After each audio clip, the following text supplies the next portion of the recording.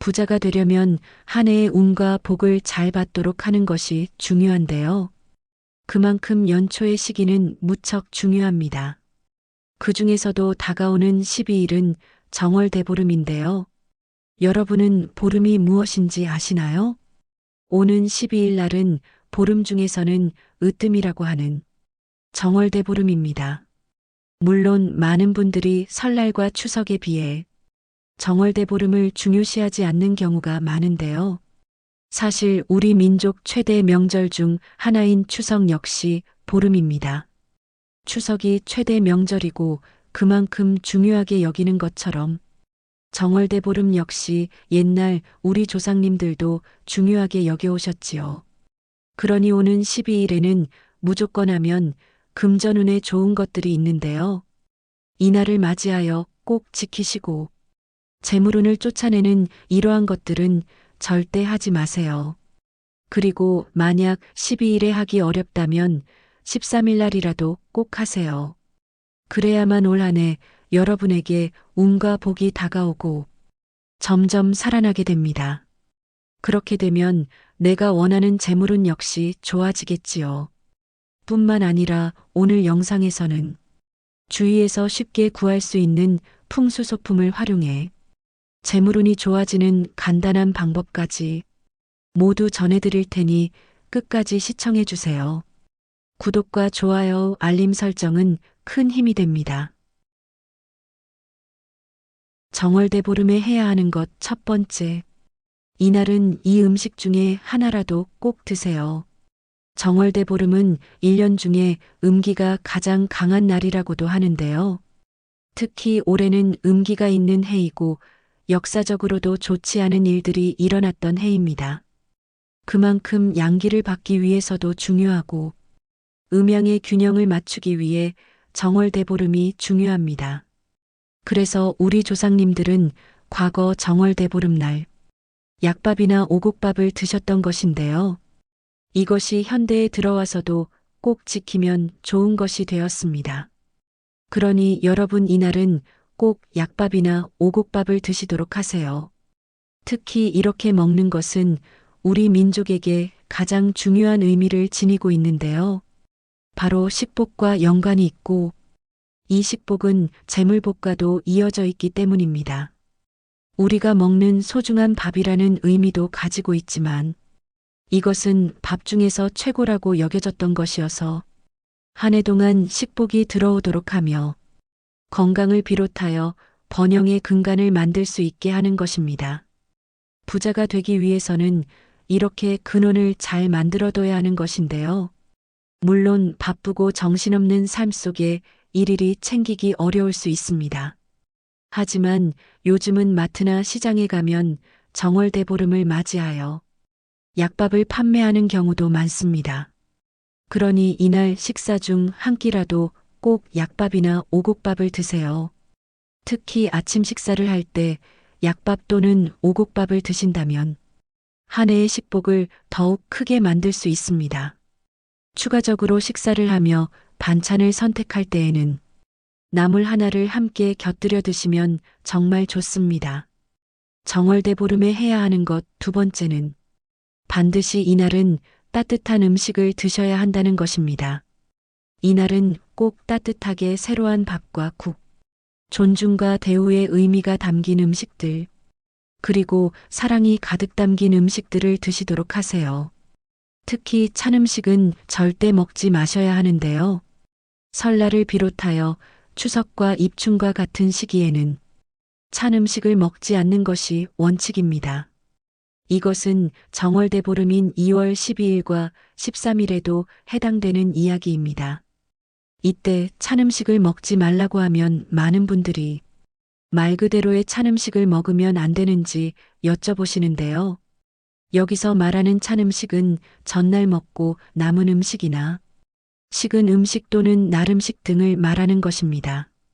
한마디로 식어서 의미를 다한 것, 먹다가 남은 것, 그리고 음식으로서의 가치가 아주 약한 것을 말하는 것입니다. 이날 이런 음식을 드시면 건강이 안 좋아질 수 있고 무엇보다 부정한 기운이 따르기 쉽습니다. 식복이 빈곤하고 좋지 않은 문제가 생기면 금전운에도 나쁜 영향을 끼칠 수 있지요. 그리고 정월대 보름날은 외롭게 혼자 식사하지 않는 것이 좋습니다. 이날만큼은 가족이나 친구와 함께 꼭 새로 지은 밥으로 식사를 하시기 바랍니다. 그래야 한 해가 순조롭게 풀리고 번성할 수 있게 됩니다. 정월대 보름에 꼭 지켜야 할 것 세 번째는 소금과 쌀을 꼭 확인하는 것인데요. 특히 금전운과 가장 연관이 있는 것들이 소금과 쌀입니다. 이것은 옛날 우리 조상님들 역시 제물로 바라봤고 굉장히 귀하게 여기셨던 것이지요. 현대에 와서는 흔히 볼 수 있지만 없어서는 안 될 정말 소중한 식량입니다. 그래서 재물운적인 측면으로 소금과 쌀을 다루는 데에도 신경을 써야 하는 것인데요. 무엇보다 소금과 쌀에는 습기가 없어야 합니다. 습기가 생기면 곰팡이나 벌레가 생기기 쉽고 이것들은 건강은 물론 금전운에도 좋지 못한 영향을 주게 됩니다. 하지만 바쁜 현대인들은 이것을 미처 모르는 경우가 많은데요. 정월대 보름날을 맞이하여 우리 집안에 있는 소금과 쌀을 확인해 주세요. 그리고 만약 상하거나 습기가 가득하다면 빠르게 교체하셔서 새로운 쌀과 소금을 집안에 두도록 하는 것이 재물운에 가장 좋다는 것을 기억해 주세요. 정월대 보름에 반드시 해야 하는 것 네 번째는 누구나 할 수 있는 것입니다. 바로 이날 아침에는 무조건 많이 웃으시는 것입니다. 절대 찌푸리지 않고 인상을 쓰지 않는 하루가 되도록 조심하시는 것이 좋습니다. 우리가 인생을 살아가는 데 있어서 안정과 행복을 만드는 데에는 웃음만큼 좋은 것이 없습니다. 옛날 책을 보면 정월대 보름날은 밤새 불을 켜고 잠에 들지 않고 웃으면서 아침을 맞는다는 말이 있습니다. 이것이 한 해의 운을 지키는 최고의 수단이라고 여겼던 것이지요. 물론 요즘에 우리는 다음날 해야 할 것도 많고 바쁘기 때문에 밤을 샌다는 것은 현실적으로 불가한 경우가 많습니다. 그리고 무리해서 이렇게 하는 것도 좋지 않겠지요. 하지만 웃으면서 하루를 보내도록 하는 것은 조금만 노력하면 누구나 다 해낼 수 있는 것이지요. 이날 아침에 일어나시면 무조건 가족들과 웃으면서 인사하세요. 또 외출을 하거나 밖에 나가서도 함께하는 사람들에게 밝게 인사를 건네보세요. 많이 웃고 밝게 지내는 만큼 한 해 운이 좋아지게 될 것입니다. 정월대 보름에 꼭 하면 좋은 것 다섯 번째는 달맞이하고 산책을 하는 것입니다. 정월대 보름하면 바로 떠오르는 것이 있으실 겁니다. 맞습니다. 바로 달맞이인데요. 해는 양기의 대표적인 상징입니다. 올해는 음기가 있는 해이기 때문에 어느 때보다도 양기가 중요하지요. 양기와 음기가 조화를 이뤄 균형을 맞출 때 가장 번영할 수 있기 때문입니다. 양기와 음기가 균형을 이루어야 번영과 성장이 이뤄지고 안정과 평화가 이뤄집니다. 이렇게 되면 우리 모두에게 행복이 만들어지게 됩니다. 그러니 정월대 보름을 맞이하여 달이 뜨면 꼭 달맞이를 하세요. 그리고 달맞이를 하면서 저녁에 집 주변을 잠시 산책을 하면 더욱 좋습니다. 옛날 우리 조상님들 역시 이날에는 둥글게 떠 있는 달을 보며 소원을 빌곤 하였습니다. 이처럼 둥근 달을 보고 산책을 하시는 것이 운을 받는 데에 가장 좋은 방법이지요. 또한 걷는 것은 우리에게도 무척 좋은 영향을 주는데요. 마음의 안정을 가질 수 있게 하고 생각을 정리하는 시간을 줍니다. 그러니 정월대 보름날 산책을 하시면서 이것들을 하신다면 나 자신이 올해 무엇을 하든지에 있어 임하는 마음이 달라지게 될 것입니다. 그리고 이것은 번영으로 이어져 올 한 해 원하는 바를 이루고 행복하게 지낼 수 있을 것입니다. 다음으로 정월대 보름에 해야 하는 것은 바로 이제껏 못했던 것들을 비로소 할 수 있는 것입니다. 정월대보름은 시작의 시기에 있어서도 특별한 의미가 있는데요. 새해와 입춘에는 금기시 되는 것들이 정말 많습니다. 그래서 새해를 맞이하는 시기에 하지 말아야 했던 일들을 정월대보름날을 기점으로 이제는 해도 되는 것인데요. 예를 들면 한 해에 돈복이 나가지 않도록 지출을 하지 않았던 것이 있겠지요. 이제는 물건을 구매하셔도 괜찮고 타인에게 선물을 주고받는 것도 괜찮습니다. 또 집안을 수리하거나 청소하는 건 역시 이제부터는 가능해지게 되는 것입니다.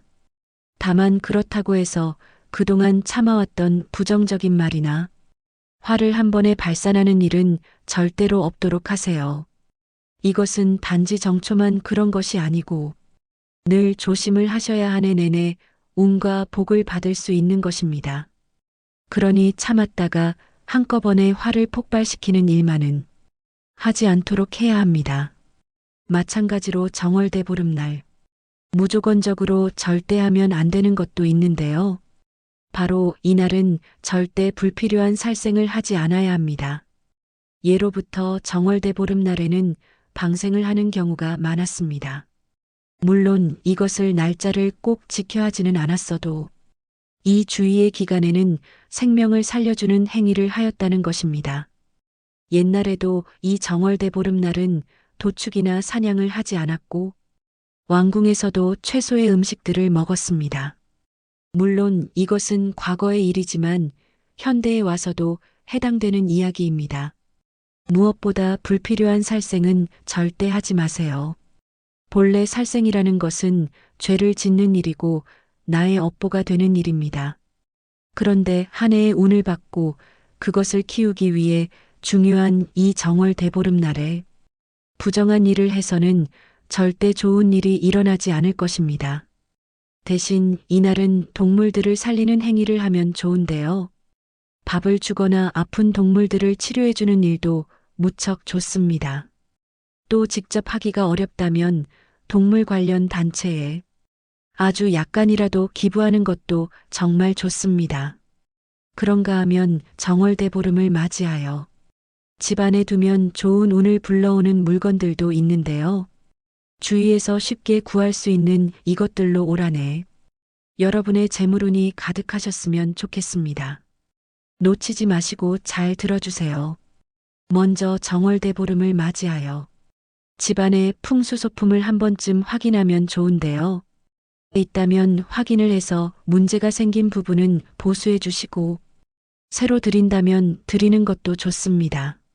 먼저 정월대보름 풍수소품 중 하나는 달과 관련된 물건인데요.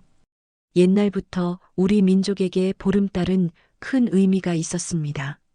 농경사회였던 시절 우리나라는 대보름의 달빛이 어둠과 질병, 그리고 각종 재난이 들어오지 못하도록 막아주는 역할을 한다고 하였지요. 그래서 보름달을 보며 한 해의 소원을 빌면 그 소원이 이루어진다고 하였습니다. 풍수학적으로 밝고 둥근 보름달은 가장 완전한 형태이기에 조화와 안정, 그리고 풍요를 뜻합니다. 보름달은 좋은 에너지를 당겨주는 에너지를 품고 있어서 집안에 달 모양 소품을 두시면 좋은데요. 그중 하나가 바로 다랑아리입니다. 부잣집 인테리어 컨설팅을 담당하는 한 컨설턴트는 최근 놀라운 공통점을 발견하였다고 했는데요. 바로 요즘 들어 부잣집에는 다랑아리를 놓는 경우가 많다는 것이었습니다. 이것은 하얗고 둥근 모양이 보름달을 닮았다 하여 다랑아리라는 이름이 붙여졌으며 재물운을 위한 풍수소품인 것인데요. 예로부터 재물과 큰 복을 채워준다고 알려져 있는 소품이 바로 다랑아리입니다. 이 다랑아리의 입구를 보면 원만하고 좁아 안으로 기운을 모으고 한번 들어온 재물복과 금전운을 밖으로 나가지 않게 막아줍니다. 그래서 재물운을 원하는 많은 분들이 요즘 들어 다랑아리를 집안에 두는 것이지요. 이때 다랑아리와 함께하면 더욱 금전운에 효과적인 방법이 있다고 하는데요.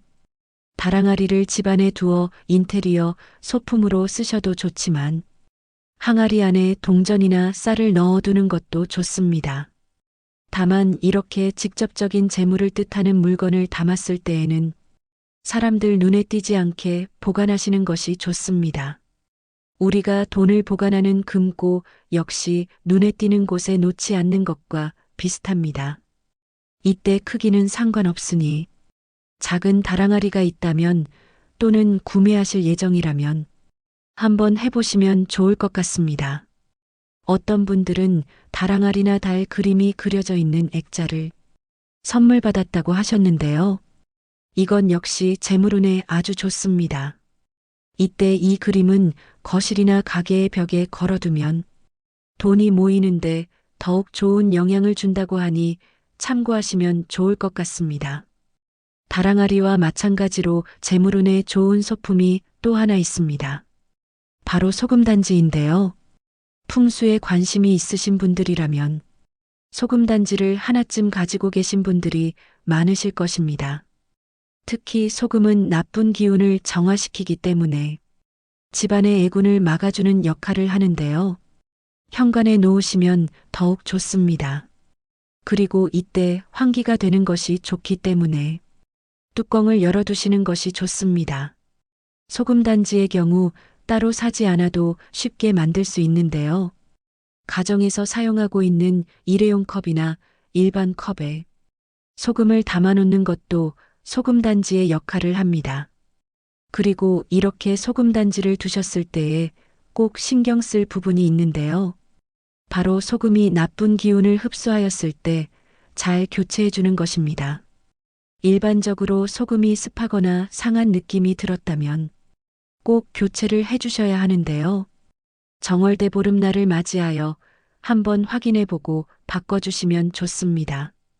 그리고 정월 대보름을 맞이하여 마련하면 좋은 풍수 소품들도 있는데요. 바로 황금색의 소품을 두는 것입니다.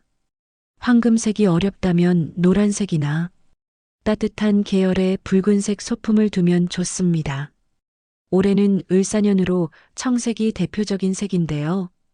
조화를 위하여 붉은색을 두면 좋습니다. 예로부터 빨간색은 부정적인 에너지를 차단하고 따뜻한 기운과 생기를 불어넣어주는 역할을 하여 재물운에도 좋은 영향을 주는 것으로 여겨졌지요.